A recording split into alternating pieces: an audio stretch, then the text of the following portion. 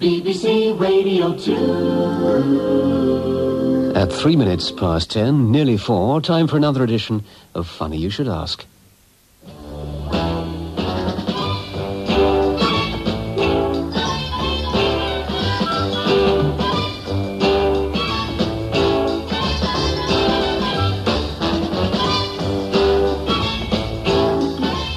Hello, and welcome to another edition of Funny You Should Ask.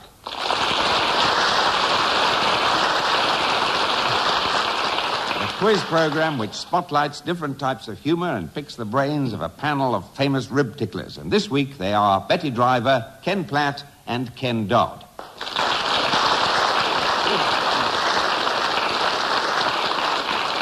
Well, the rules are rather vague, and I'm always prepared to negotiate.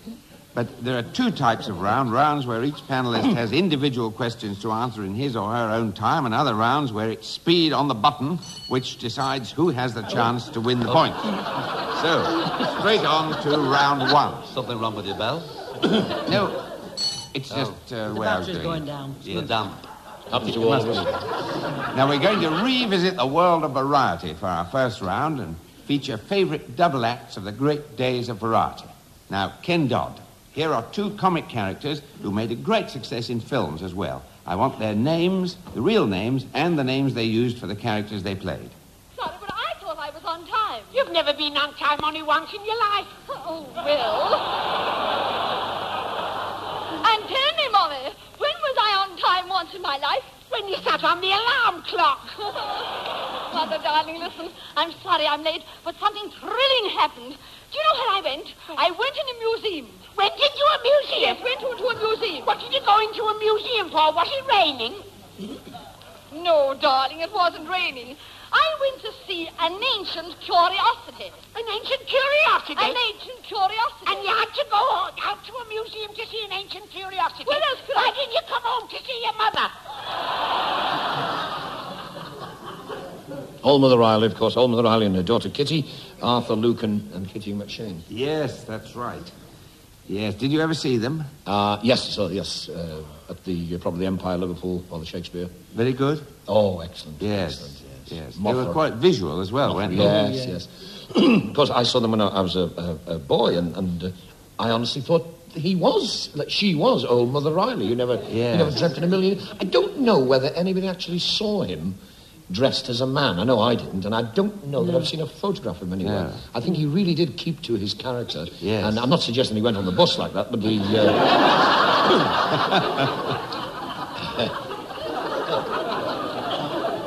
A lot of comics aren't recognisable when they go out in the street. I mean, they dress in different clothes. I mean, this is my other suit, and when I go around, people don't... That'll be his granddad. But Arthur Lucan was very much perhaps the greatest Dame, I think, of all, because he was although you knew he was a man, he never at any time was sort of girlish. He really was the old lady, Old Mother Riley, fabulous, wasn't he? Yeah. Fabulous. Did you see them, Ken? Yes, I did. Oh, Yes, you did? yes. I thought they were marvellous. Absolutely marvellous. Betty, these next two comedians have been played on stage and television recently by modern-day performers, and the originals are too easy to guess. But name at least one of the modern teams that portrayed them. Hometown, where the garden trees are shining, that's where Edie was a lady. I'm going back to see the scrawny country cousins of mine.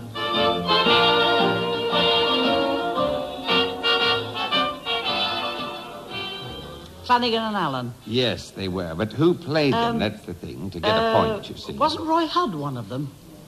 Yes. Yeah, I can't think who the other one was. Christopher Timothy. Yes. Played... oh, they were great, though. And Bernie Winters and Leslie Crowther, of course, as well. Yes, They played them on television. Yeah. Did you ever work with Flanagan and Allen? Yes, I did. They were lovely. Yes, great. They did a lot of practical jokes, didn't they? Oh, yes. Did they I never worked with the Crazy Gang. I worked with Nervo and Knox. Now, I knew Bud Flanagan very, very well. He always used to leave little notes around the theatres that he had been around for me and saying, I hope you have a nice week, Chuck. Uncle Bud. Yeah. I was a lovely man, really. But they did play a lot of practical jokes. The whole of the Crazy Gang did, though. But, yes, I've heard they did. Oh, yes. I worked at the Coliseum in London with Nervo and Knox, and it nearly finished me. Really? Oh, they were impossible. Oh, God. I didn't like the Crazy Gang to start with because they do all that kind of thing. Yes. I mean, I was at the Coliseum, and I had to go on and do a singing act. And one evening, Princess Marina and the Duke of Kent, they were in front, you see. And I was waiting to go on in the wings, had the most beautiful gown on, and I was very slender then. And I had this waiting to go on while they're playing my music. And just as I was going on, Jimmy Nervo undid my zip right down the back, and my frock fell round my knees.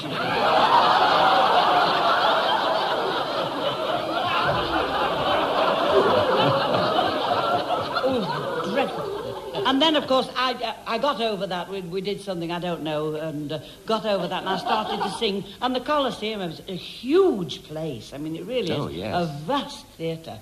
And I would be halfway through my act, and Jimmy Nervo would come on from the side and say, the microphone's broken, and take it, and leave me. And there's about 3,000 people. Oh, they were very, very naughty. Yeah. Very naughty. Ken Platt. Here's a rare recording by another of the couples that made up the Crazy Gang. Who were they? I love to go for me holidays. There you are, Charlie. You're going on your holidays. That's right. Where do you go for your holidays? I go to Brighton. To Brighton. Where do you stay? Glen Eagles Hotel. Glen Eagles? Yeah. Glen Eagles? Why, that's in Scotland. In Scotland? Yes. That's why it was so far to the beach. Where did you go last year? Oh, I went big game hunting in Africa. Big game hunting? Did you shoot anything? Well, one morning I shot an elephant in my pajamas. Shot an elephant in your pajamas? How the elephant got in my pajamas, I never could find out. Yeah, well, that sounds like Charlie Norton and Jimmy Gold. Right, yes. Very good. Who We'll were get a also point for members that. of the Crazy Gang, weren't they? Yes. Yeah. Did any of you ever think of teaming up with somebody else as a double act? Did you ever do that? Not really. Well, I've written to Mrs. Thatcher, but I don't know how.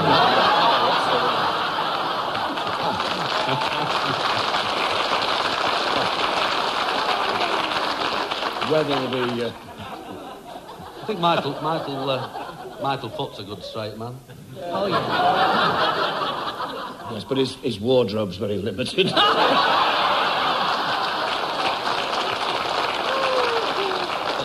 If you think about it, though, actually, when you talk about double acts, Ken Platt is a double act. Yes? Yes, he is. Well, there used to be Ken one Dodd of Ken Dodd is a double act. We go out there and do battle on, and our straight man, there they are. Yeah. Our The lovely lovely audience. audiences, yeah. We talk to the audience. Don't we, missus? By Jove! I'll talk to you, sir. You look sensible. He is sensible. He's fast asleep. All that. We talk to the audience, and we take the audience into our confidence. Hasn't it been a funny day today? Doesn't the time go quick when you enjoy it? What a beautiful day. Hey, missus, what a beautiful day for shoving a handful of ice cubes down your wife's nightie and saying, there's the chest freezer you've always wanted. That's what we're doing. Yeah, just we mustn't leave Betty out, because I used to think she was marvellous when she used to say on the radio, this is Henry Hall speaking. I thought your voice was lower.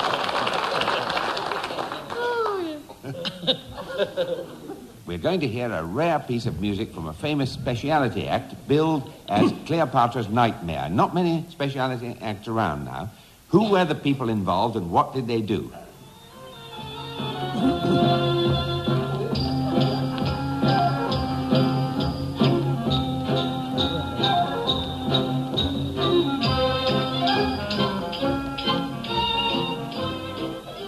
Well, they obviously didn't appear on the radio very often, I shouldn't think. It was Wilson, Capel. And Betty.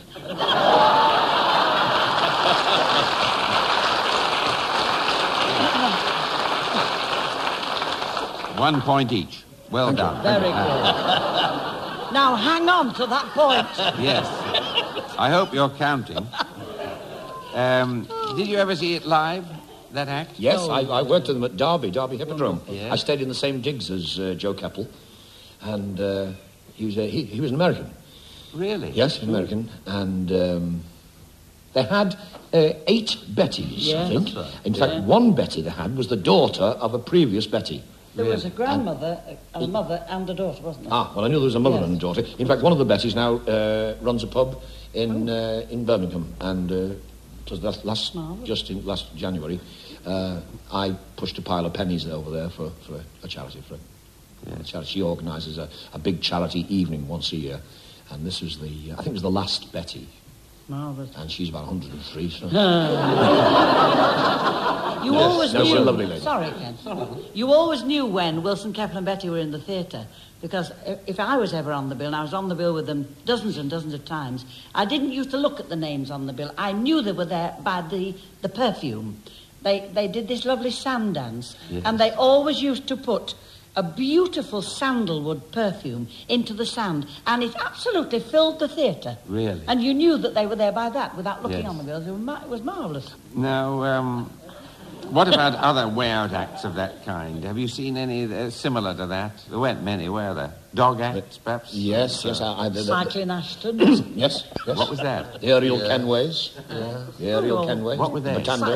Cycling act, and the aerial Kenways used to do a trapeze act high above the... Oh, yes. But not comedy acts. There weren't many special... No, there were the 3 Aberdonians who I worked with next door here at the Hume Hippodrome, and one Friday night there was about 15 people in, and they used to balance 3 high. And the little fellow on the top was a Scotsman, he was very, very, very funny. And he looked down at these 15 people, he looked down from this great height, he said, "Hey," he said, "we're West End comedians, you know." Hey, no laughs, just charm. Wonderful. Now, the score at the moment is Ken Platt leading with 3, Betty Driver 2, and Ken Dodd 2. How did you do that? Now, we're How going have on... I got 3? I don't know. Same way you lost one before. I think this lady on the front row brought the one back from last week. I'm picking them up now, not dropping them. Anyway, it's round 3. A salute to another piece of nostalgia, cigarette cards. And this particular series of cards is radio celebrities. I don't know if they're all featured on cards, but they should have been. Now, Ken Dodd, tell us who was this cultured character who invented a whole community of his own? I came across his lordship superintending the draining of the duck pond, which had already brought to light a missing tweeny maid, and the euphonium, which was lost last August bank holiday when the temperance band got so very drunk. Fox Norton, it appears, is to be developed. The government intends to build there the largest factory in the world for tinning tripe. This was and still is supposed to be a government secret, but a gentleman in the city knew about it before the government did, and rushing down to Fox Norton offered Marshmallow £5 an acre for land previously not worth 5 shillings a square mile. Gilly Potter. Yes. Gilly Potter who invented Hogs Norton. Yes, I met Hogs him. Norton. He used to live in Bournemouth, and when I played in Bournemouth, I went to his house and had tea with him. Yes. Very cultured sort of... Oh, very cultured. Yes. I think it was Cambridge, I think. Yes. Now, he invented all those characters and the place. How did the Boundary used to invent a football team called the Boundary Boozy Bounders, playing the Strike'em Stiffs. How clever. Betty, here's a short excerpt from just about the fastest crosstalk act ever. I want their names or the names they used on the stage. You look spick and span, though. You haven't even got a tear in your clothes. No, my wife gives the rent to the landlord. This clothes rationing is difficult. I used to dress in Bond Street. And then? Policeman moved me on. Who was your cutter? My cutter? What, hair or salary? Matter of fact, I've still got a very large wardrobe. Anything in it? 2 ties and a strong smell of mothballs. Well, I still think it necessary that every smart man should possess 4 suits. Spades and clubs. Hearts and diamonds. Socks and shirts. Stocks and shares. Bows and arrows. Belts and braces. A bowler. A batsman. A cap. Trilby. Bengali. Studs. Links. Tennis coat. Evening coat. Ulster. Munster. Leinster. Connaught. And a pair of pyjamas. No, it was Tommy Hanley and Jack Train and all that crowd. No, it was Tommy Hanley. wait, Tommy Hanley. Half. And Tommy Ronald Hanley Franco. and... Ronald Franco. That's right. Ronald Franco? Yes. And they had an act called... do you know that? Murgatroyd and Winterbottom. Yes, that's right. Yes. I never worked with them. Well, Ken Platt, this one, on the face of it, is pretty easy. So I want the title of one other song hit by this lady that you're going to hear. Some people like to talk about their worries and their woes, of horses, wine and women, and of where the money goes. But now I must confess that I'm no better than the rest. But the thing I like to talk about, me little Oliver. My uncle, when he left this world of sorrow and of pain, says, gather round, my children, I shan't be here again. He left his all his property, his house and all the rest, and that is how I come to get me little Oliver. Oh, dear old Gracie Fields, of course. No? No, it's a bit of a trick, Well, really. it's not Gracie Fields, it must be Betty Driver. That's right. Yes.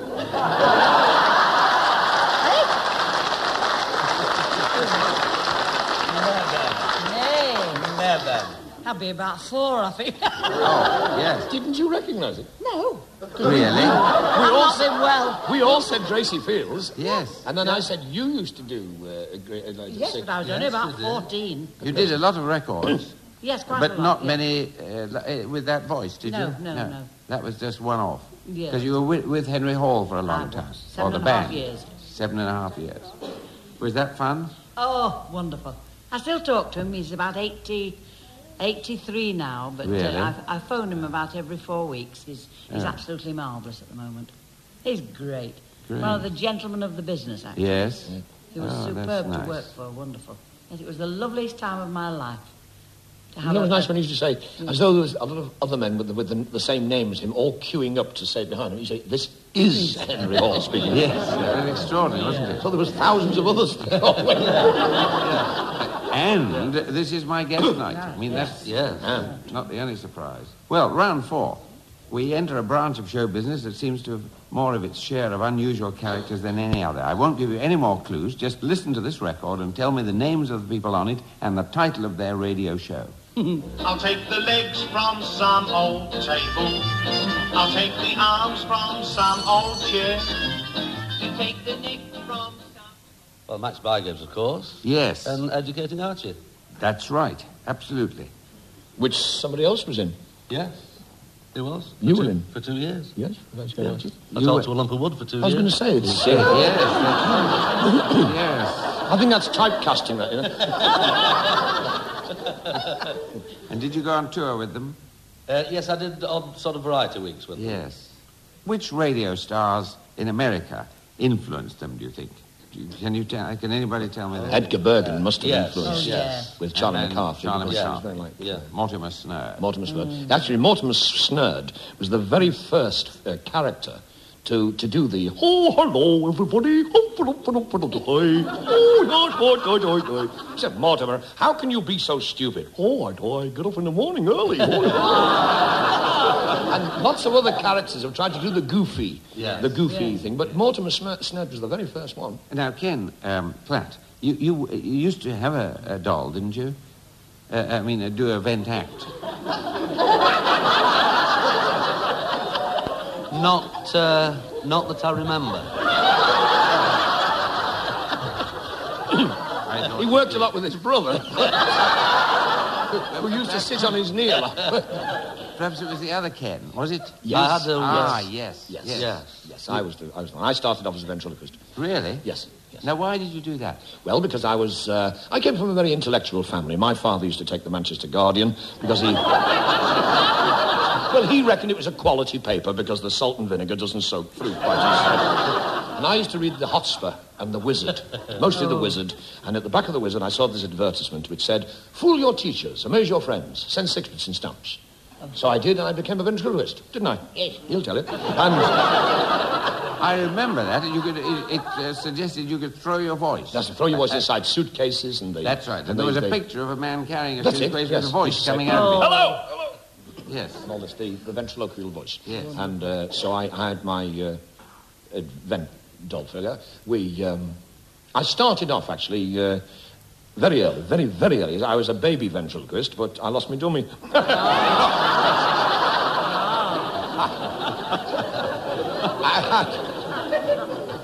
So I was eating stupid in those days because I used to call my doll Charlie Brown. Who ever heard of a ventriloquist? I mean, it's always green. Charlie Green. That's your name. You don't say Charlie Brown. Yes.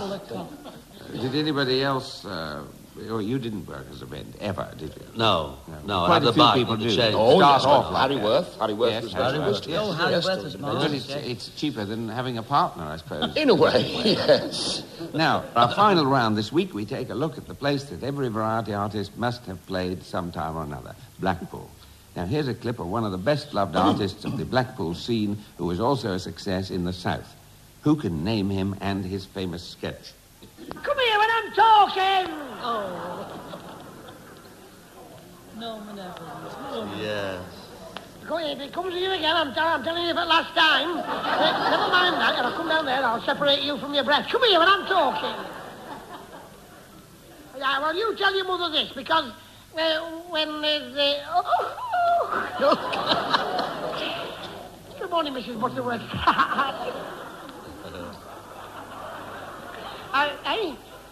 Weather, it's been bad. Yes, well, I haven't been out. No, well, I mean, you can't. No.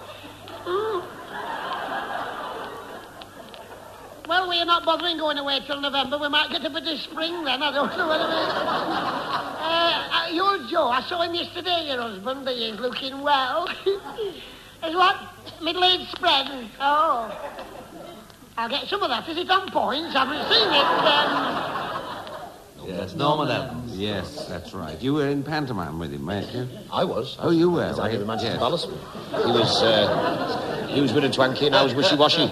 Actually, I don't. You may have been on the same bill. I think Ken. We were actually in this theatre.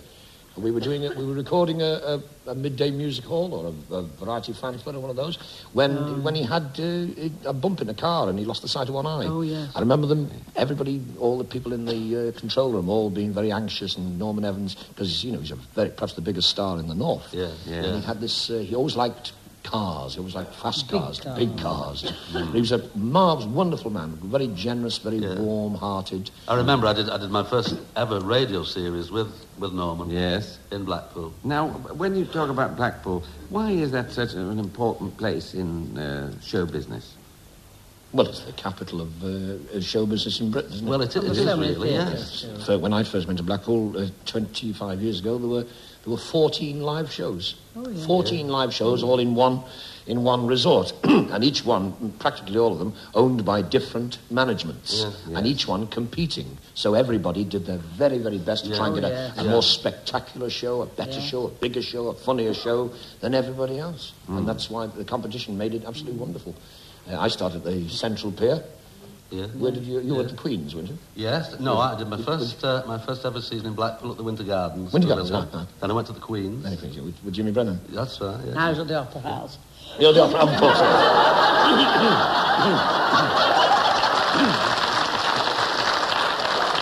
Well, of course, the Opera House is the biggest theatre. I mean, you can only...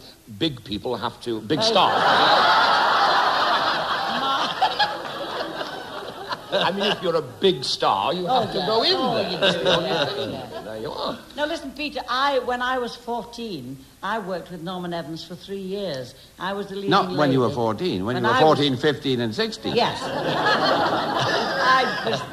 Very. Oh, cute. Cute. He deserves a point. No, I did. I worked for 3 years. He was the leading man, and I was the leading woman. Yes. And the show was Mr. Tower of London. Really? Yes. It was Good marvellous. Lord. Now, that had a connection with Gracie Fields. Yes, she played the same part that I played about 19 or 20 years before. The first time I saw Norman Evans was at the Empire in Liverpool, and I admired him because in those days, the star of the show nearly always used to come on last.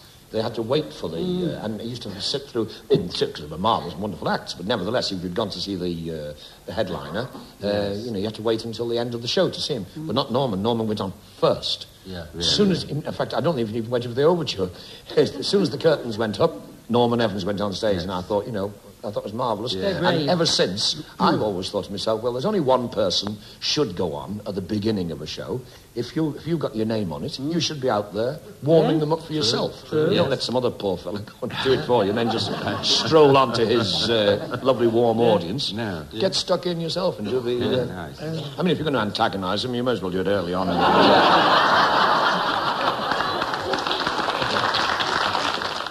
I went to visit Las Vegas. So we went 2 years ago, year before last, and we're walking down the main drag, as they call it, and I was thinking to myself, well, it is a bit like Blackpool, not as good, of course, because they've Las Vegas, no, they've no tower, you know.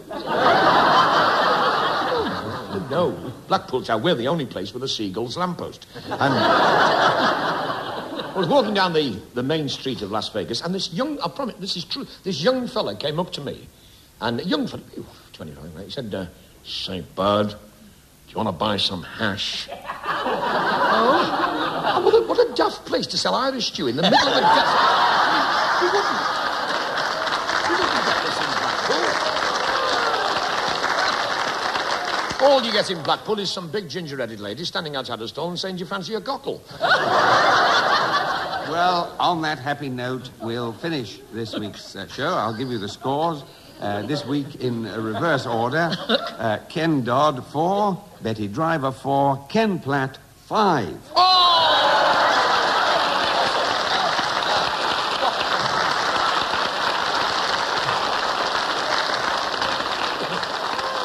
So, thank you to Betty Driver, Ken Dodd, and it's this week's winner, Ken Platt, to Michael Poynton, who compiled the questions, and the producer, Ron MacDonald. So until next time, bye-bye, everybody.